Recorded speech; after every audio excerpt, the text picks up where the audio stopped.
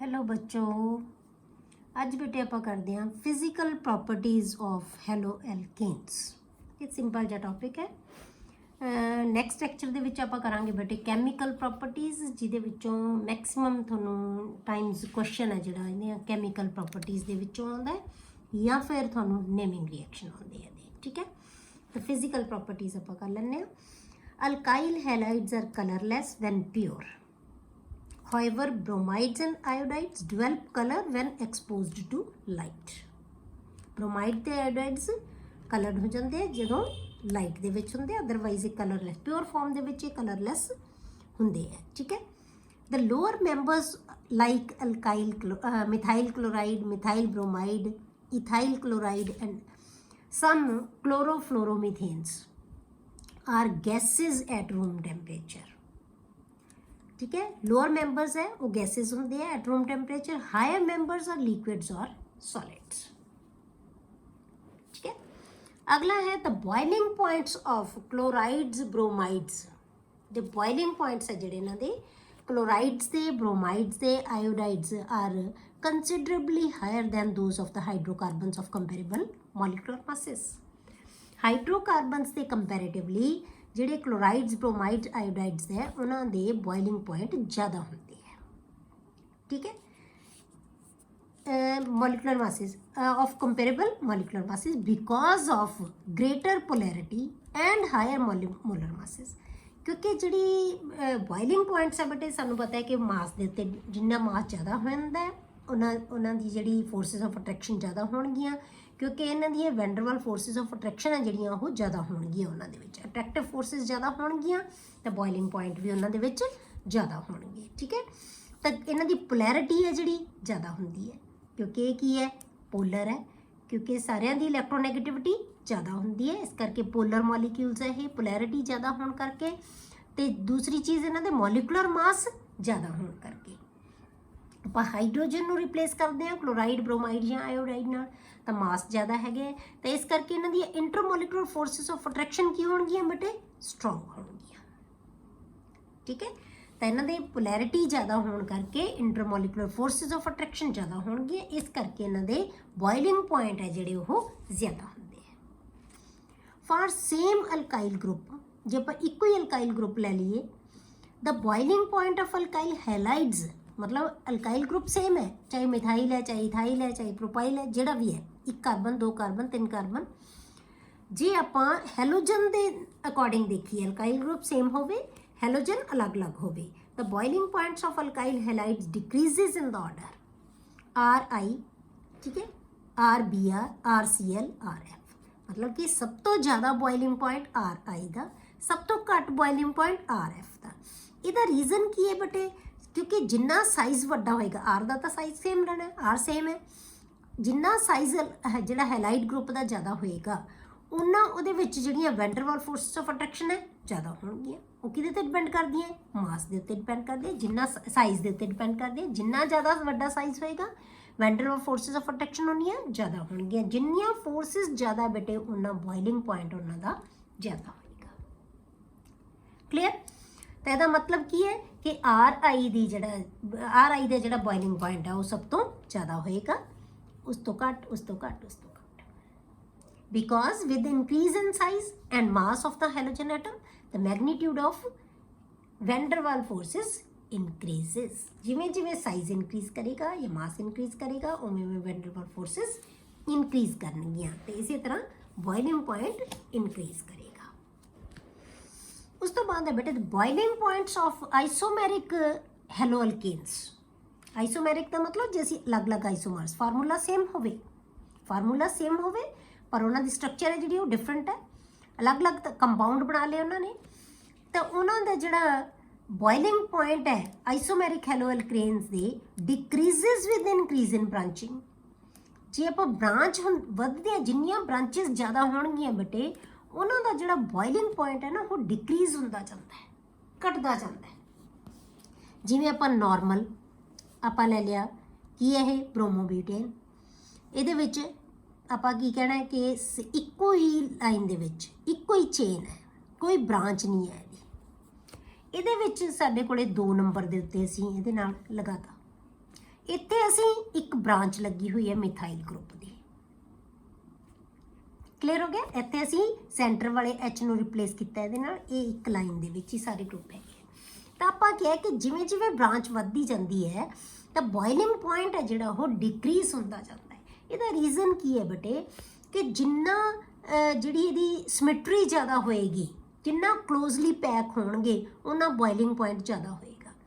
ਜਿੰਨਾ ਇਹ ਇੱਕ ਦੂਜੇ ਤੋਂ ਦੂਰ ਕਲੋਜ਼ਲੀ ਪੈਕਡ ਨਹੀਂ ਹੋਣਗੇ ਉਹਨਾਂ ਬੋਇਲਿੰਗ ਪੁਆਇੰਟ ਉਹਨਾਂ ਦਾ ਘੱਟ ਹੋਏਗਾ, ਕਿਉਂਕਿ ਬ੍ਰਾਂਚ ਵਧਣ ਨਾਲ ਸਿਮੈਟਰੀ ਘਟ ਜਾਂਦੀ ਹੈ, ਇੱਕ ਦੂਜੇ ਦੇ ਨਾਲ ਕਲੋਜ਼ਲੀ ਪੈਕਡ ਨਹੀਂ ਹੋਣਗੇ। ਜਿਵੇਂ ਆਪਾਂ ਇਹਦੇ ਬਹੁਤ ਸਾਰੇ ਮੋਲੀਕਿਊਲ ਲੈ ਲਈਏ, ਇਹ ਇਕੱਲਾ ਮੋਲੀਕਿਊਲ ਨਹੀਂ ਨਾ, ਬਹੁਤ ਸਾਰੇ ਮੋਲੀਕਿਊਲਸ ਹੈ। ਜਦੋਂ ਇਹ ਮੋਲੀਕਿਊਲਸ ਆਪਸ ਦੇ ਵਿੱਚ ਅਟੈਚ ਹੋਣਗੇ ਬੇਟੇ ਤਾਂ ਕੀ ਹੈ, ਕਲੋਜ਼ਲੀ ਪੈਕਡ ਹੋਣਗੇ। ਜੇ ਆਪਾਂ ਪੈਕ ਕਰਾਂਗੇ ਇਹਨਾਂ ਨੂੰ ਪੈਕ ਕਰਾਂਗੇ ਤਾਂ ਇੱਕ ਦੂਜੇ ਤੋਂ ਥੋੜੀ ਦੂਰ ਹੋਣਗੇ, ਕਿਉਂਕਿ ਇੱਥੇ ਬ੍ਰਾਂਚ ਹੋ ਗਈ ਸਾਈਡ ਇਹਦੇ ਨਾਲ ਅਟੈਚਡ ਹੈ ਸੈਂਟਰ 'ਚ। ਇਹਦੇ ਨਾਲ ਹੋਰ ਵੀ ਬ੍ਰਾਂਚ ਬਣ ਗਈ, ਮਿਥਾਈਲ ਗਰੁੱਪ ਵੀ ਉੱਪਰ ਲੱਗਿਆ ਹੋਇਆ, ਤਾਂ ਇਹਦੇ ਨਾਲ ਕੀ ਹੈ ਇਹਦੀ ਸਿਮੈਟਰੀ ਹੈ ਜਿਹੜੀ ਉਹ ਹੋਰ ਘੱਟ ਹੋਏਗੀ, ਕਲੋਜ਼ਲੀ ਪੈਕਡ ਨਹੀਂ ਹੋਏਗਾ, ਤਾਂ ਬੋਇਲਿੰਗ ਪੁਆਇੰਟ ਹੋਰ ਘੱਟ ਜਾਏਗਾ। ਮਤਲਬ ਕੀ ਹੈ ਕਿ ਬ੍ਰਾਂਚਿੰਗ ਦੇ ਨਾਲ ਬੋਇਲਿੰਗ ਪੁਆਇੰਟ ਹੈ ਜਿਹੜਾ ਉਹ ਡਿਕਰੀਜ਼ ਹੁੰਦਾ ਜਾਂਦਾ ਹੈ। ਕਲੀਅਰ? ਅਗਲਾ ਹੈ ਬੇਟੇ ਸੋਲੂਬਿਲਿਟੀ, ਵੈਰੀ ਇੰਪੋਰਟੈਂਟ।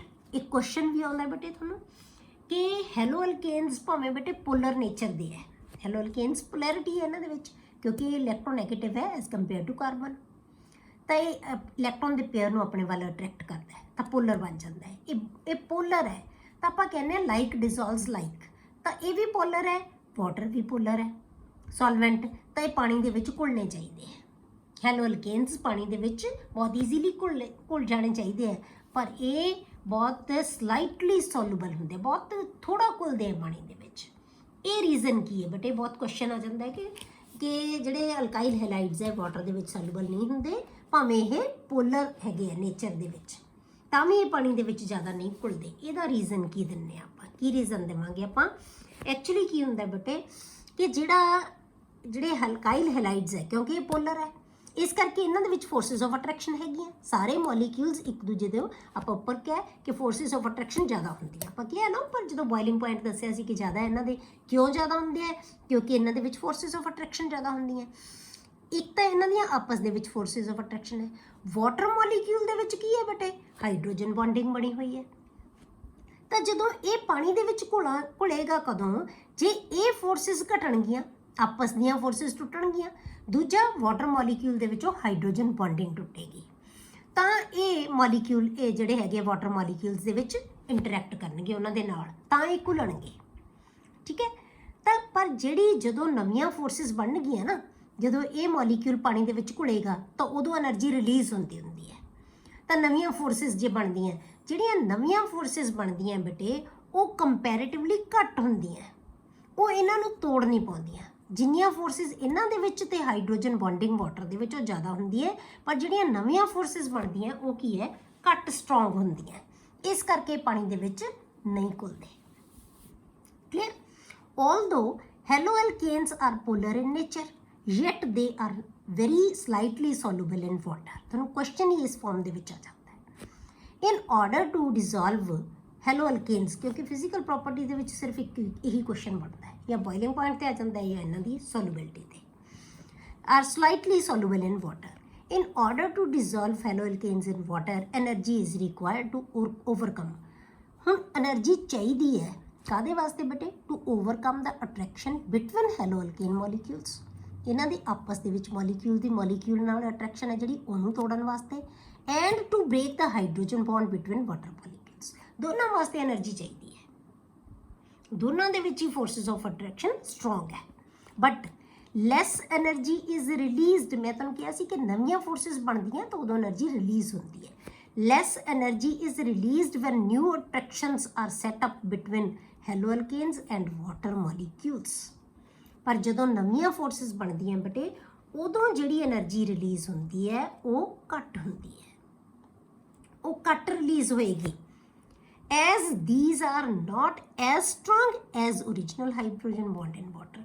ਕਿਉਂਕਿ ਘੱਟ ਰਿਲੀਜ਼ ਤਾਂ ਹੁੰਦੀ ਹੈ ਬੇਟੇ ਕਿਉਂਕਿ ਇਹ ਫੋਰਸਿਸ ਓਨੀਆਂ ਸਟਰੋਂਗ ਨਹੀਂ ਹੋਣੀਆਂ ਜਿੰਨੀਆਂ ਉਹਨਾਂ ਦੇ ਵਿੱਚ ਪਹਿਲੀਆਂ ਫੋਰਸਿਸ ਸਟਰੋਂਗ ਹੈ, ਕਿਉਂਕਿ ਜਿੰਨੀ ਜ਼ਿਆਦਾ ਸਟਰੋਂਗ ਫੋਰਸਿਸ ਬਣਨਗੀਆਂ ਉਨੀ ਜ਼ਿਆਦਾ એનર્ਜੀ ਰਿਲੀਜ਼ ਹੋਏਗੀ।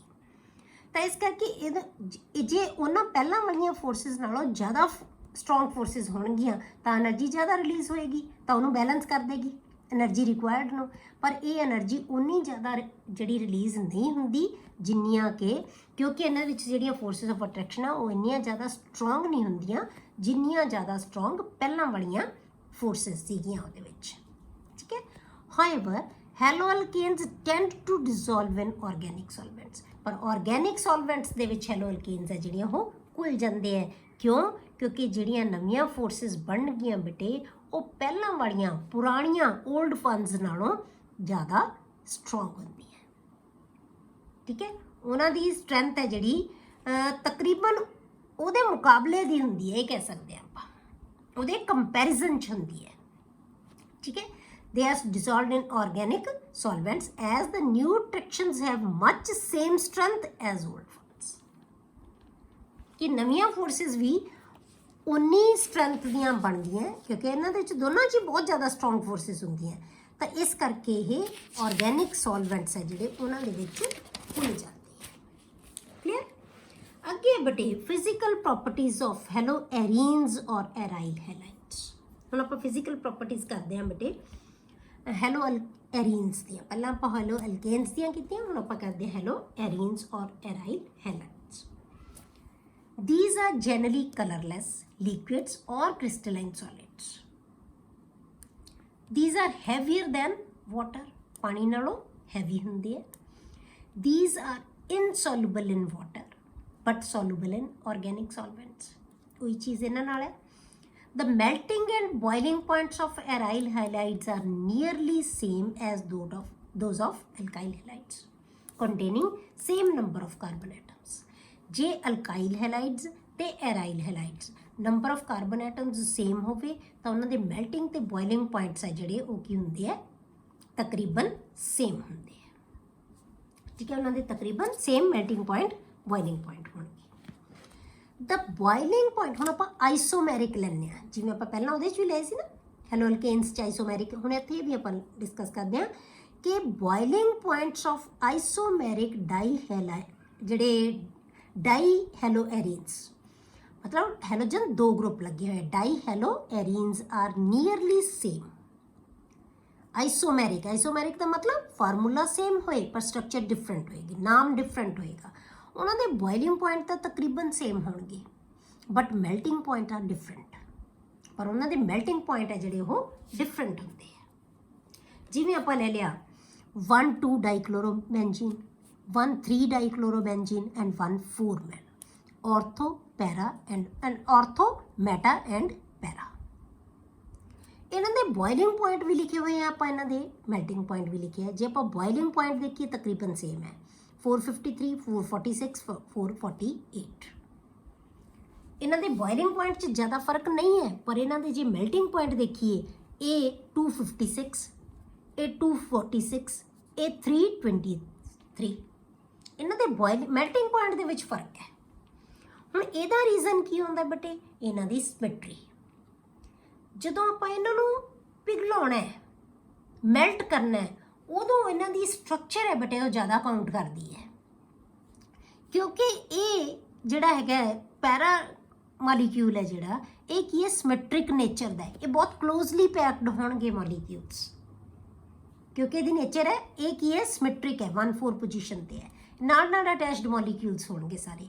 ਪਰ ਇਹਨਾਂ ਦੇ ਵਿੱਚ ਇਹ ਮੋਲੀਕਿਊਲਸ ਕਲੋਜ਼ਲੀ ਪੈਕਡ ਨਹੀਂ ਹੋਣਗੇ। ਜਦੋਂ ਇਹਨਾਂ ਦਾ ਲੈਟਸ ਬਣਿਆ ਹੋਏਗਾ, ਆਪਾਂ ਕਿਹਾ ਨਾ ਕਿ ਕ੍ਰਿਸਟਲਾਈਨ ਸੋਲਿਡਸ ਹੁੰਦੇ ਆ, ਜਦੋਂ ਇਹਨਾਂ ਦਾ ਲੈਟਸ ਬਣਦਾ ਹੈ ਨਾ, ਜਦੋਂ ਇਹ ਜਿਹੜਾ ਅਰੇਂਜਮੈਂਟ ਬਣਾਉਣਗੇ ਆਪਸ ਦੇ ਵਿੱਚ, ਤਾਂ ਇੱਥੇ ਇਹ ਉਨੀ ਕਲੋਜ਼ਲੀ ਪੈਕਡ ਨਹੀਂ ਹੋਣਗੇ ਜਿੰਨੀ ਕਲੋਜ਼ਲੀ ਪੈਕਡ ਇਹ ਹੋਏਗਾ,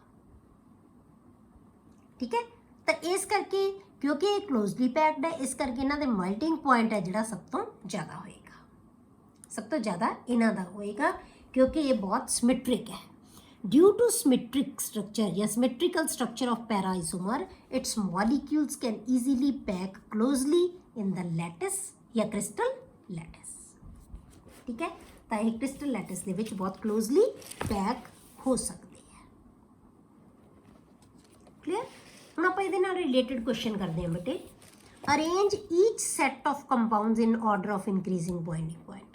ਜੇ ਹੁਣ ਆਪਾਂ ਬੋਇਲਿੰਗ ਪੁਆਇੰਟ ਵਾਲੇ ਕੁਐਸਚਨ ਦੀ ਸਾਨੂੰ ਸਮਝ ਆ ਗਈ ਤਾਂ ਬਹੁਤ ਆਸਾਨੀ ਨਾਲ ਅਸੀਂ ਇਹਦਾ ਆਨਸਰ ਦੇ ਸਕਾਂਗੇ। ਬ੍ਰੋਮੋਮੀਥੇਨ, ਬ੍ਰੋਮੋਫੋਮ, ਕਲੋਰੋਮੀਥੇਨ, ਡਾਈਬ੍ਰੋਮੋਮੀਥੇਨ, ਇਹਨਾਂ ਚਾਰਾਂ ਦੇ ਵਿੱਚੋਂ ਆਪਾਂ ਦੱਸਣਾ ਹੈ ਕਿ ਕਿਹਦਾ ਬੋਇਲਿੰਗ ਪੁਆਇੰਟ ਹੈ ਜਿਹੜਾ ਉਹ ਸਭ ਤੋਂ ਘੱਟ ਹੋਏਗਾ ਤੇ ਕਿਹਦਾ ਸਭ ਤੋਂ ਵੱਧ। ਆਪਾਂ ਇਹਨੂੰ ਇਨਕਰੀਜ਼ਿੰਗ ਆਰਡਰ ਦੇ ਸਭ ਤੋਂ ਘੱਟ ਤੋਂ ਸ਼ੁਰੂ ਕਰਕੇ ਇਨਕਰੀਜ਼ਿੰਗ ਆਰਡਰ ਦੇ ਵਿੱਚ ਆਪਾਂ ਇਹਨਾਂ ਨੂੰ ਅਰੇਂਜ ਕਰਨਾ ਹੈ। ਪਹਿਲਾਂ ਆਪਾਂ ਇੱਕ ਕਾਰਬਨ, ਇੱਕੋ ਹੀ ਤਰ੍ਹਾਂ ਦੀ ਕਾਰਬਨ ਵਾਲੇ ਦੇਖੋ, ਮੀਥੇਨ, ਮੀਥੇਨ, ਮੀਥੇਨ, ਇਹ 'ਚ ਵੀ ਮੀਥੇਨ, ਇਹਦਾ ਮਤਲਬ ਕੀ ਹੁੰਦਾ? ਬ੍ਰੋਮੋਫਾਰਮ ਕਿਹਨੂੰ ਕਹਿੰਦੇ ਬੇਟੇ? CHCl, Br3। ਜਿਵੇਂ ਆਪਾਂ ਕਲੋਰੋਫਾਰਮ ਕਹਿੰਦੇ ਨਾ CHCl3, ਉਵੇਂ ਬ੍ਰੋਮੋਫਾਰਮ ਕਹਿੰਦੇ ਆ CH, ਇਹਦਾ ਮਤਲਬ ਇਹ ਵੀ ਇੱਕ ਕਾਰਬਨ, ਸਾਰੇ ਇੱਕ ਇੱਕ ਕਾਰਬਨ ਦੇ। ਹੁਣ ਆਪਾਂ ਇਹਨਾਂ ਦੇ ਨਾਲ ਦੇਖੋ ਜਿਹੜਾ ਗਰੁੱਪ ਅਟੈਚਡ ਹੈ, ਇਹ ਕਲੋਰੋਮੀਥੇਨ ਹੈ, ਇਹ ਬ੍ਰੋਮੋਮੀਥੇਨ ਹੈ, ਦੋਨੋਂ ਦੇ ਨਾਲ ਇੱਕ ਇੱਕ ਜਿਹੜਾ ਹੈਲੋਜਨ ਗਰੁੱਪ ਲੱਗਿਆ ਹੋਇਆ ਹੈ। ਪਰ ਸਾਨੂੰ ਪਤਾ ਹੈ ਕਿ ਜਿੰਨਾ ਸਾਈਜ਼ ਵੱਧਦਾ ਜਾਂਦਾ ਹੈ ਉਨਾ ਬੋਇਲਿੰਗ ਪੁਆਇੰਟ ਵੱਧਦਾ ਜਾਏਗਾ, ਕਿਉਂਕਿ ਅਲਕਾਈਲ ਗਰੁੱਪ ਸੇਮ ਹੈ ਸਾਰਿਆਂ 'ਚ। ਠੀਕ ਹੈ, ਅਲਕਾਈਲ ਗਰੁੱਪ ਕੀ ਹੈ? ਸੇਮ ਹੈ। ਡਿਫਰੈਂਟ ਕੀ ਹੈ? ਹੈਲੋਜਨ। ਪਹਿਲਾਂ ਆਪਾਂ ਦੇਖੋ ਇੱਕ ਇੱਕ ਹੈ ਹੈਲੋਜਨ ਕਿਹਦੇ 'ਚ ਹੈ, ਇਹਦੇ 'ਚ ਵੀ ਇੱਕ ਹੈ, ਇਹਦੇ 'ਚ ਵੀ ਇੱਕ ਹੈ, ਪਰ ਇਹ ਕਲੋਰੋ ਹੈ, ਇਹ ਬ੍ਰੋਮੋ ਹੈ। ਬ੍ਰੋਮੋ ਦਾ ਸਾਈਜ਼ ਵੱਡਾ ਹੁੰਦਾ ਹੈ, ਇਹਦਾ ਮਤਲਬ ਇਹਦਾ ਬੋਇਲਿੰਗ ਪੁਆਇੰਟ ਜ਼ਿਆਦਾ ਹੋਏਗਾ। ਸਭ ਤੋਂ ਘੱਟ ਬੋਇਲਿੰਗ ਪੁਆਇੰਟ ਕਿਹਦਾ ਹੋਇਆ ਫਿਰ? ਇਹਦਾ ਮਤਲਬ ਕਲੋਰੋਮੀਥੇਨ ਦਾ। ਉਸ ਤੋਂ ਵੱਧ ਬ੍ਰੋਮੋਮੀਥੇਨ ਦਾ। ਹੁਣ ਸਾਡੇ ਕੋਲੇ ਆ ਗਏ ਬੇਟੇ ਡਾਈਬ੍ਰੋਮੋਮੀਥੇਨ, ਇਹਦਾ ਮਤਲਬ 2 ਬ੍ਰੋਮੋ ਗਰੁੱਪ ਆ ਗਏ ਤਾਂ ਇਹਦਾ ਬੋਇਲਿੰਗ ਪੁਆਇੰਟ ਉਸ ਤੋਂ ਵੀ ਜ਼ਿਆਦਾ ਹੋਏਗਾ। ਇਹ ਟ੍ਰਾਈਬ੍ਰੋਮੋ ਆ ਗਿਆ ਮੀਥੇਨ, ਤਾਂ ਇਹਦੇ 'ਚ ਉਸ ਤੋਂ ਵੀ ਜ਼ਿਆਦਾ ਹੋਏਗਾ। ਇਹ ਇੱਕ ਇੱਕ ਅਲਕਾਈਲ ਗਰੁੱਪ ਹੈ, ਹੈਲੋਜਨ ਗਰੁੱਪ ਹੈ, ਪਰ ਇਹਦੇ ਨਾਲੋਂ ਇਹਦਾ ਸਾਈਜ਼ ਵੱਡਾ ਹੈ ਤਾਂ ਇਹਦਾ ਬੋਇਲਿੰਗ ਪੁਆਇੰਟ ਜ਼ਿਆਦਾ ਹੋਏਗਾ। ਤਾਂ ਕੀ ਆਏਗਾ ਸੀਕੁਐਂਸ? ਕਲੋਰੋਮੀਥੇਨ, ਫਿਰ ਬ੍ਰੋਮੋਮੀਥੇਨ, ਫਿਰ ਡਾਈਬ੍ਰੋਮੋਮੀਥੇਨ, ਫਿਰ ਟ੍ਰਾਈਬ੍ਰੋਮੋਮੀਥੇਨ, ਬ੍ਰੋਮੋਫਾਰਮ ਜਿਹਨੂੰ ਕਹਿੰਦੇ ਨੇ। ਕਲੀਅਰ ਹੋ ਗਿਆ? ਇਹ ਦਾ ਸੀਕੁਐਂਸ ਆ ਜਾਏਗਾ। ਇਸੇ ਤਰ੍ਹਾਂ ਵੀ ਇਹਦੇ ਨਾਲ ਰਿਲੇਟਡ ਦੂਸਰਾ ਹੈਗਾ 1 ਕਲੋਰੋਪ੍ਰੋਪੇਨ, ਆਈਸੋਪ੍ਰੋਪਾਈਲ ਕਲੋਰਾਈਡ, 1 ਕਲੋਰੋਬਿਊਟੇਨ। ਹੁਣ ਆਪਾਂ ਪਹਿਲਾਂ ਤਾਂ ਅਲਕਾਈਲ ਗਰੁੱਪ ਦੇਖੋ, ਇਹਦੇ 'ਚ 3 ਕਾਰਬਨ, ਇਹ 'ਚ 3 ਕਾਰਬਨ, ਇਹ 'ਚ 4 ਕਾਰਬਨ, ਇਹਦਾ ਮਤਲਬ ਇਹ ਤਾਂ ਛੱਡ ਹੀ ਦਿਓ, ਇਹ ਤਾਂ ਜ਼ਿਆਦਾ ਆਏਗਾ। ਹੁਣ 3 ਕਾਰਬਨ ਵਾਲੇ 'ਚ ਦੇਖੋ, ਇਹ 1 ਕਲੋਰੋ, ਇਹ ਆਈਸੋਪ੍ਰੋਪਾਈਲ।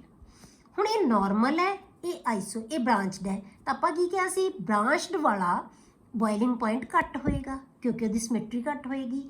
ਜਿਹੜਾ ਸਟ੍ਰੇਟ ਚੇਨ ਹੈ ਉਹਦਾ ਬੋਇਲਿੰਗ ਪੁਆਇੰਟ ਜ਼ਿਆਦਾ ਹੋਏਗਾ। ਕਾਰਬਨ ਸੇਮ ਹੈ, ਇਹ 'ਚ ਵੀ 3 ਹੈ, ਇਹ 'ਚ ਵੀ 3 ਹੈ, ਤਾਂ ਪਰ ਕੀ ਆਏਗਾ?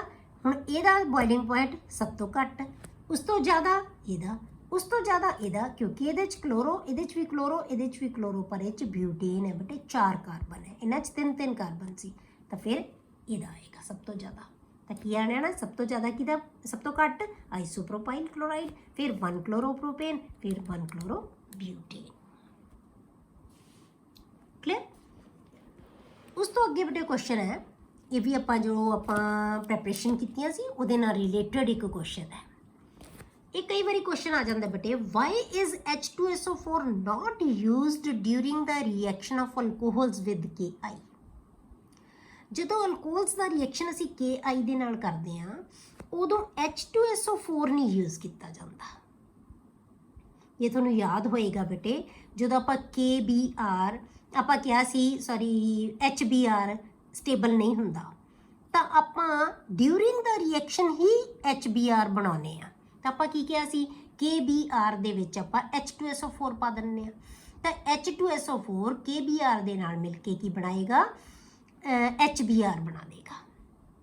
ਠੀਕ ਹੈ, ਆਪਾਂ ਕਿਹਾ ਸੀ ਕਿ ਇਨਸਿਟੂ ਬਣਦਾ ਇਹ, ਮਤਲਬ ਜਿਹੜਾ ਹੈਗਾ HBr the preparation during the reaction ਹੋਏਗੀ। ਆਪਾਂ HBr ਬਣਾ ਲਿਆ, ਤੇ HBr ਰਿਐਕਟ ਕਰੇਗਾ ਅਲਕੋਹਲ ਦੇ ਨਾਲ, ਤਾਂ OHBr ਨੂੰ ਰਿਪਲੇਸ OH ਨੂੰ ਰਿਪਲੇਸ ਕਰ ਦੇਗਾ, Br ਹੈ ਜਿਹੜਾ। ਠੀਕ ਹੈ, ਇਸੇ ਤਰ੍ਹਾਂ ਆਪਾਂ HI ਹੈ ਜਿਹੜਾ, ਉਹਨੂੰ ਵੀ ਡਿਊਰਿੰਗ ਦਾ ਰਿਐਕਸ਼ਨ ਹੀ ਬਣਾਉਂਦੇ ਆ ਆਪਾਂ। ਤਾਂ ਆਪਾਂ ਕੀ ਕੀਤਾ ਸੀ? ਉੱਤੇ ਰਿਐਕਸ਼ਨ ਬਣਾਇਆ ਸੀ ਆਪਾਂ KI ਪਲੱਸ ਕੀ ਕੀਤਾ ਸੀ ਆਪਾਂ ਫਾਸਫੋਰਿਕ ਐਸਿਡ ਲਿਆ ਸੀ, H3PO3 ਲਿਖਿਆ ਸੀ, ਉਹਨੂੰ ਲੈ ਕੇ ਆਪਾਂ ਬਣਾਇਆ ਸੀ ਕਿ ਉਹਨੇ ਬਣਾ ਦੇਣਾ HI, ਤਾਂ HI ਹੈ ਜਿਹੜਾ ਉਹ ਅਲਕੋਹਲ ਦੇ ਨਾਲ ਰਿਐਕਟ ਕਰ ਲੇਗਾ।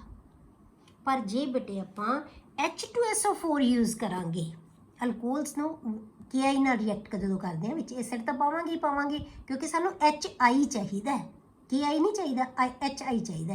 HI ਰਿਐਕਟ ਕਰਕੇ ਅਲਕੋਹਲ ਦੇ ਵਿੱਚੋਂ OH ਨੂੰ I ਰਿਪਲੇਸ ਕਰ ਦੇਗਾ। HI ਬਣਾਉਣਾ ਹੈ, ਮਤਲਬ ਕਹਿਣ ਦਾ ਭਾਵ ਇਹ ਹੈ ਅਸੀਂ HI ਬਣਾਉਣਾ ਹੈ।